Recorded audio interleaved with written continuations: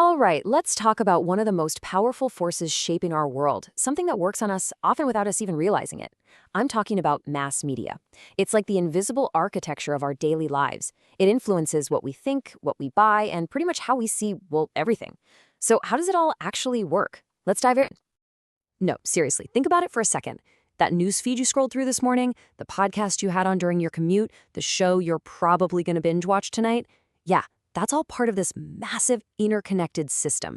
That screen in your hand, it isn't just a window, it's a doorway into a world that's been built and carefully curated by mass media. Okay, so before we can really get into its power, we've got to be on the same page. We need to define what this whole media universe thing even is. Like, what are we actually talking about when we use the term mass media? Basically, at its core, mass media is just any form of communication that shares information with a whole bunch of people all at the same time. The best way to think about it is like a bridge. You know, without that bridge, all you know is what's right in front of you, your neighborhood, your town. But media, that's the bridge that connects you to the entire world. And you know, this bridge isn't just some single rickety old structure. Nope, it's a massive network with all these different pathways. So let's map out the 4 main channels that bring all that information right to us. First up, you've got the OG, the original, print media. We're talking newspapers, magazines, books, the classics. In today's world of just constant, fleeting digital updates, there's something about the slow, deliberate process of print, right? The fact-checking, the editing, it all gives it the sense of permanence. Its keyword for sure is credibility. Next up, we have broadcast media. This is your television and radio. By putting sound and visuals together, it became this incredibly powerful force for shaping culture. Think about the evening news that whole families would watch together, or those hit songs on the radio that literally defined a generation. Its defining power? Without a doubt, its influence. And then everything changed. The digital revolution hit. We're talking websites, social media, podcasts, the whole shebang.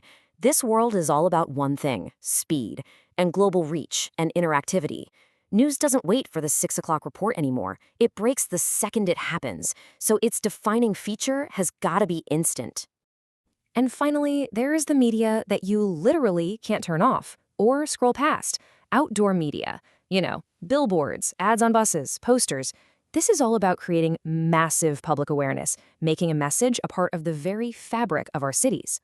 So, okay, we've got these channels: print, broadcast, digital, outdoor. But what do they actually do? What's their job? Well, beyond just zapping messages from one place to another, mass media actually has 5 really crucial functions that are constantly shaping our society. Well, its number one job, of course, is information, just keeping us all in the loop. But it's also there to entertain us, right?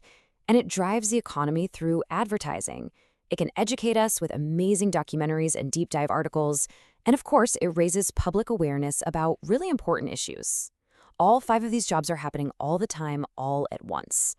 And that first one, that information role, it's so critical to society that it's earned this really cool name, the Fourth Estate.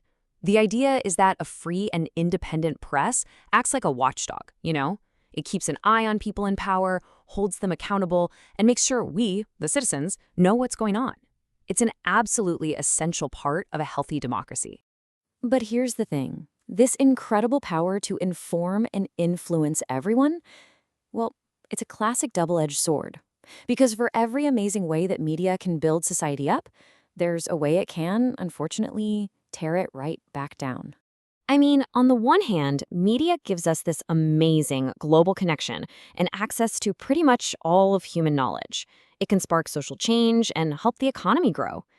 But on the other hand, it can be a superhighway for misinformation, create huge privacy concerns, start to make all cultures look the same, and yeah, it can even lead to addiction.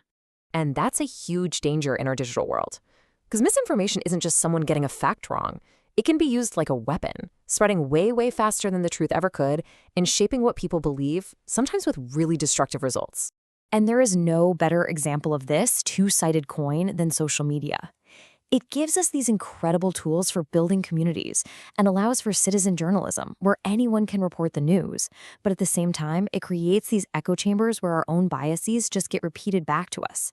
And it opens the door to awful things like cyberbullying and can have some serious impacts on mental health. So, as you can see, this whole media landscape is constantly moving, constantly changing. Technology is just rewriting the rules of the game faster than almost anyone can keep up. So, what's next? What's on the horizon? What does the future of mass media even look like? Well, we're already seeing some pretty clear trends taking shape. You've got artificial intelligence that's writing articles and crunching data. You have virtual and augmented reality creating these totally immersive stories you can step inside. Personalized algorithms are curating every single thing you see. And audio, things like podcasts, that intimate format is just exploding. So what this all means is that the future of media is shifting away from that old model. One TV station broadcasting to millions.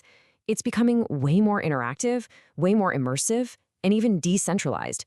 We're not just passive consumers anymore. We're actually becoming participants inside the story itself. But as all this incredible technology evolves, there's one thing that never changes: the responsibility that comes with it. This isn't just about fun new gadgets and cool tech. This immense power has to be guided by solid ethics, a serious commitment to accuracy, and a real focus on serving the public good. And that brings us right back around to the final, and maybe the most important question, and this one's for you.